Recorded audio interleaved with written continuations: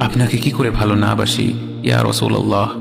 যখন আপনি আমাকে ভালোবেসেছেন সেই 1400 বছর আগে, যখন আপনি আমাকে মিস করতেন, আশা করতেন যেন আমার সাথে দেখা করতে পারেন, অথচ তখনও আমি জন্মই হইনি। সেদিন সাহাবীরা আপনার চোখে পানি দেখে বলল, ইয়া রাসূলুল্লাহ, আপনি কাঁদছেন কেন? আপনি বললেন, আমার ভাইদের খুব দেখতে ইচ্ছা করছে।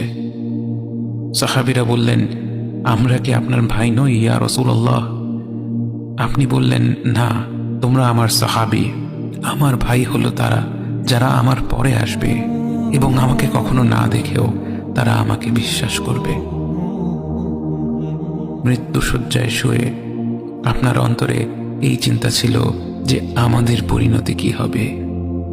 উম্মতি উম্মতি বলতে বলতে আপনি আপনার রবের নিকট ফিরে গিয়েছেন। আজ আমরা আপনার উম্মতের অংশ। বিশ্বজুড়ে আপাত দৃষ্টিতে আমরা হচ্ছি সবচেয়ে অপদস্থ, নিরুপায়, পরাজিত, লাঞ্ছিত, অথচ বাস্তবে আপনার উম্মতের অংশ হওয়া যে গোটা বিশ্বের সব সম্পদ পাওয়ার চেয়েও মূল্যবান ব্যাপার।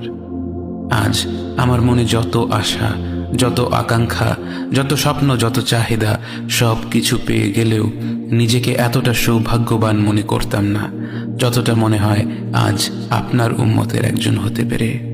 কাল হাসরের ময়দানে যখন গোটা মানব জাতি এক নবী থেকে আর এক নবীর কাছে ছুটে যাবে, আল্লাহ যেন বিচার প্রক্রিয়া শুরু করেন এবং প্রতিটি নবী নাফসি নাফসি বলে মানুষকে ফিরিয়ে দিবে।